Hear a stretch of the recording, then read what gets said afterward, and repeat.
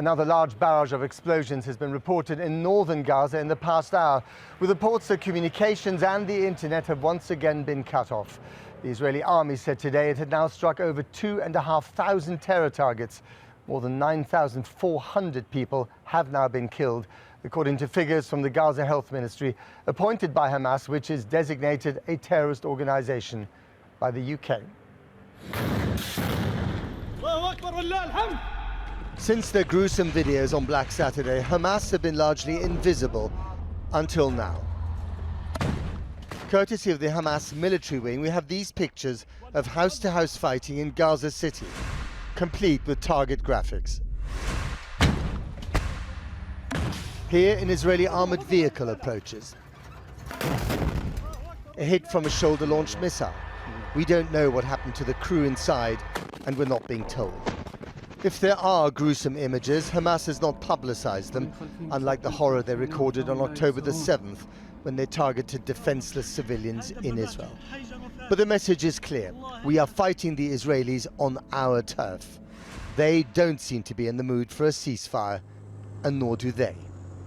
Israeli ground troops advancing deep into Gaza with their superior armor, courtesy of the IDF media division.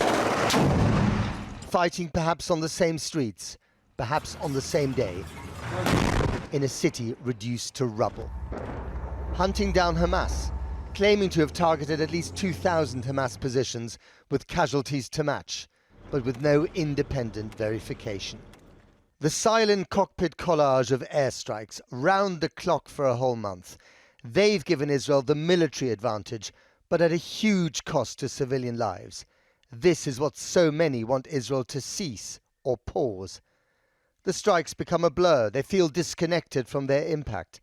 Until you film the aftermath and zoom into the human consequences, courtesy of journalist drones in Gaza. This was the Mugazi refugee camp this morning. The panorama of destruction from the air soon becomes the particular of tragedy on the ground. And that unbearable murmur of misery returns. At least 40 dead, according to the Gaza Health Ministry. Israel doesn't deny the number, but says that the presence of Hamas units makes it a legitimate target. What human price victory? It is the question that haunts this war, perhaps any war.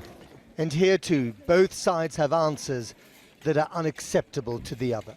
Navigating this political moral maze is America's chief diplomat Antony Blinken, flitting around the Middle East. This morning, a surprise visit to Ramallah to talk to the aging president of the Palestinian Authority for the first time in this war. Rumours are that he wants him to help manage Gaza after the war is over. But if there was an election in the West Bank today, chances are that Hamas would win. No wonder they didn't have a press conference afterwards. The people in power here lack the mandate to govern. The people on the streets have the mandate of rage. And no one has a clue what actually might work after the bloodshed ceases. Even more awkward for America's chief diplomat was this welcoming committee in Adana, Turkey, for the final leg of his mission. The US is trying and failing to be an honest broker in a bitterly tribal conflict playing out on the world stage, demanding that everyone, everywhere, pick a side.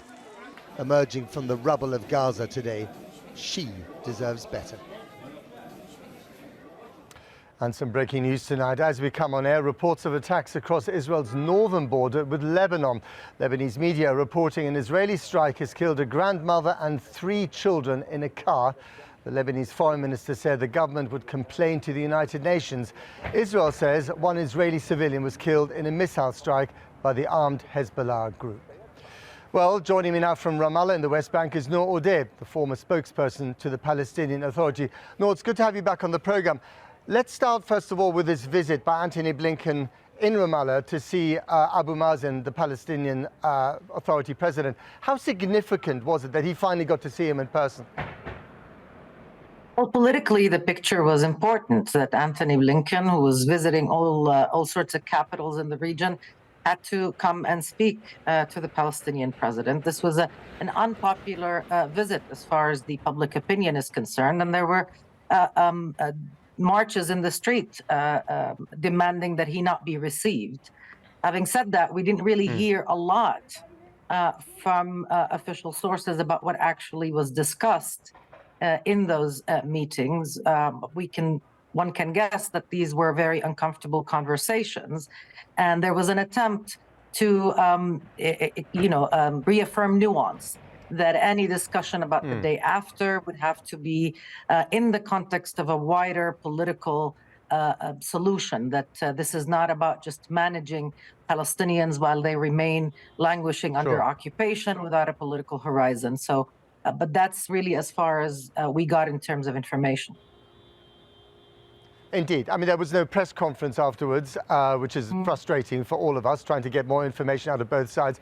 But also this idea, and I think you touched on it, that Abu Mazen or the Palestinian Authority would help to run the Gaza Strip, where they are not popular at all, or certainly weren't before the war started, as long as Israel sticks to a genuine commitment to the two-state solution. But that is very much a round peg in a square peg in a round hole, isn't it, at the moment?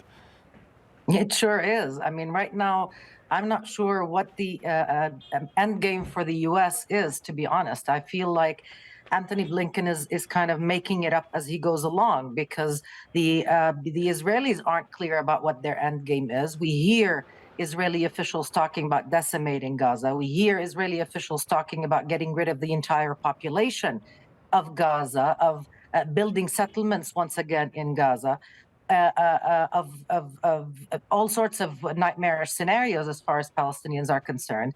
And we hear about the day after and having the PA go over there as if nothing had happened, as if it's easy to just pick up the slack, receive a disaster zone that has been turned uninhabitable, and things can, move along. And that's very detached from the truth. It's the real problem here that on both sides, on the Palestinian side and on the Israeli side, there are leaders that no longer have a mandate, and therefore there's no real leadership, which is what you need in order to bring about some kind of solution.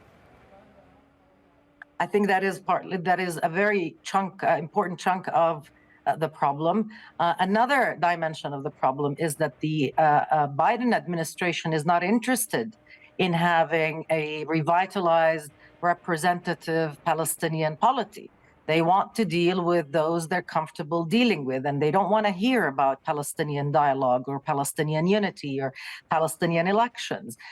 They want to have a group of people that fit to size, that they can talk to regardless of what the Palestinian street feels about that. And I think that it will become very quickly apparent that that is not a workable arrangement when the dust settles and after the entirety of this catastrophe unraveling in Gaza becomes even clearer. A sobering note to end on. No, dear, thank you very much indeed. Well, let's go to Ami Ayalon. He's the former head of Israel's domestic intelligence service, Shin Bet, and a former member of parliament for the Israeli Labour Party. He joins me now from northern Israel. It's good to have you on the program, sir. When you hear what you just heard from Ramallah, and you see the diplomatic efforts which are being conducted frantically by the Americans, do you think that diplomacy has failed, or is it actually succeeding and we're not noticing it? Well, if I'm trying to understand the reality today, it's obvious that diplomacy has failed. Because, the reality in the Middle East, and especially between Palestinians and Israelis, is a nightmare, as you described it earlier. But I'm not looking on the present. I'm trying to understand the past and in a way to jump ahead into the future and to dream or to describe a better reality. I have to remind myself, I was a young naval officer during the Yom Kippur War, which was a bloody war. It took about 4 years since the end of the war until the visit of President Sadat in Jerusalem, and 2 more years until we signed a peace agreement. So I think that we have to understand that sometimes, and this is our challenge, this is what we are facing today, us and the Palestinians. And the question is whether we can create, whether we can identify the opportunity which, the way I understand it, is in a way ahead of us. I was listening to the woman that presented the Palestinian society, and if I understand, and she said something that I totally agree. We cannot create a better future until we shall understand the concept, and the concept of the future is to create a better political horizon for both of us. And this political horizon But whenever will be based on the Arab Peace Initiative. And this is what we have to learn from the nightmare that we are facing, all of us today. Right, but whenever you've had courageous political leaders in this part of the world who genuinely advance the cause of peace, you know, whether it's Anwar Sadat or Yitzhak Rabin, they end up getting assassinated by extremists on their own side. Okay, I have to admit I was a lousy politician, and the fact that I decided that I cannot influence while I was in politics, but I learned something. And we shouldn't try to understand or to measure the reality when we see the leadership of today, on both sides, by the way. Netanyahu do not represent the Israelis, and Abbas do not represent the Palestinians. But we have to listen. We don't have to listen to the people who present the extreme ideas, as I heard from the Palestinian representative that spoke before me. There are some lunatics within our political community who believe that we can kill all our enemies. They do not represent more than 5% of the Israelis. Okay. And I believe that Hamas and the massacre that they showed us do not represent the Palestinian people. Now, let me tell you something. Sure. 10 days ago, when Israelis were asked who should replace Hamas on the day after in Gaza, between 70 to 80% of the Palestinians said that they believe that the Palestinian Authority should enter into the vacuum that hopefully will be created on the day after. Why I'm saying it? Because you have to understand that a month ago, you couldn't hear Israelis who would tell you the same. Okay, all right, we've got no time left, so I have a quick question and a one-word answer. Is Bibi Netanyahu the man who could lead this country to a better and more peaceful solution, yes or no? No. Okay, we'll leave it there. Bibi Netanyahu is over. That's it, that's all we have time for. I'm sorry, we're going to leave it there. Ami Aylon, thank you very much. In power the moment that this battle is over. Okay, got to leave it. Thank you, Ami Aylon. Thank you so much for joining us. We'll continue the conversation another day. Now, the Scottish First Minister, Hamza Youssef, says that his parents-in-law have now arrived safely in Scotland after they were trapped in Gaza for 4 weeks. Mr. Youssef shared a photograph of the family, including his wife's parents, Elizabeth and Magid Al-Nakla. They were among a group of British nationals allowed to leave through the Rafah crossing into Egypt on Friday morning. Now, they went to a music festival to celebrate friends, love and infinite freedom, only to find themselves in the midst of a massacre.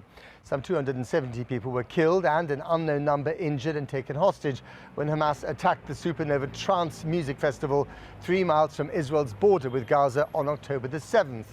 The young people who endured hours under fire and saw their friends killed and kidnapped are only now beginning to process that trauma and the consequences for themselves personally, for Israel and for Gaza. The 3 survivors spoke to our international editor, Lindsay Hilsum. Watch. We were dancing, and those seconds of being so unbelievably happy and safe and feel all the love, and then half a second after that, you are running for your life. I was so exhausted and so terrified. And then, because it's like a desert, so it's very open, there is no place to hide, but we found this place and we saw some like bushes and herbs. So we just like crawled inside, tried to cover ourselves with leaves. And we stayed there for 6 hours. He's comforting you. Yeah, Yeah. he can sense that we Yeah. need it. You feel scared? Moment? I feel scared all the time. I honestly, I feel like I've already, in a way, I feel like I've died. I know it's not fair to say because there are people who didn't make it, but it feels like being a ghost. When it happened, like 2 times I ran and stopped because I didn't believe that this actually happened. So now I feel like everything could happen. Like for me, it's make logic that terrorists will come from there and shoot me right now. I think a lot of the people that've been there feel it's like a miracle because there's no way. Like they have a picture of the white tents with all of the bodies. I've been there when they started shooting, so all of the people that is dead now over there, that they got murdered, I could have been one of them. If I didn't do this, I'll probably be dead. If I didn't do that, I'm probably be dead. So you can imagine yourself dying over and over and over again. It's the experience of a lot of survival. Like we go back and we try to like replay like everything that we did. We understand that every decision that we made was Critical. yeah, it was. Tell me, what helps? Does anything help?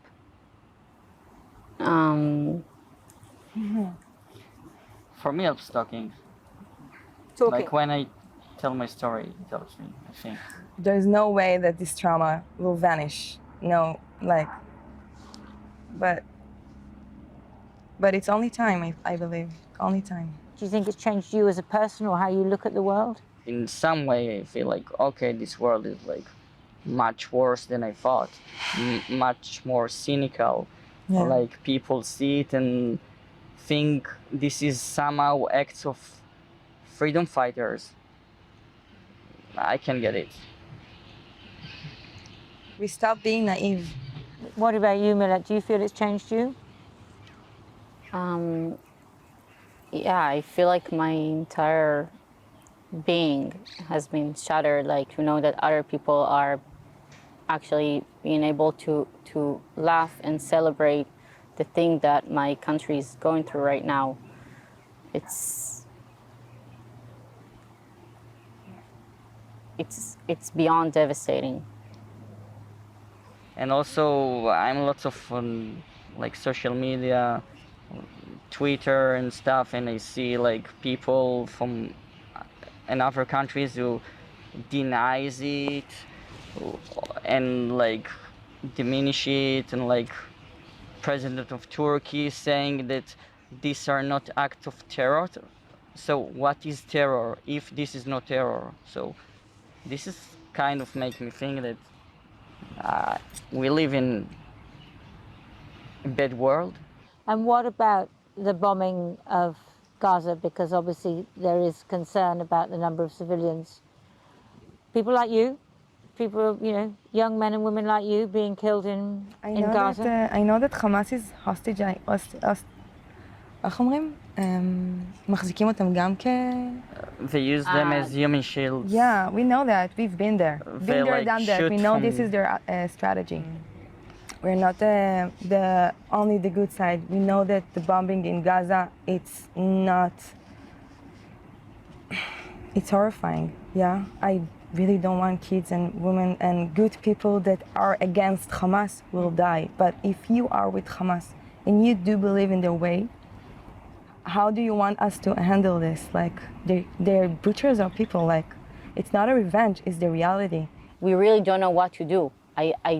People don't understand, like, what options do we have, honestly? Like, the innocent people are going to get killed no matter what we're going to do. It's the way it is when there is a terror organization that is active. That's that. Is there another way?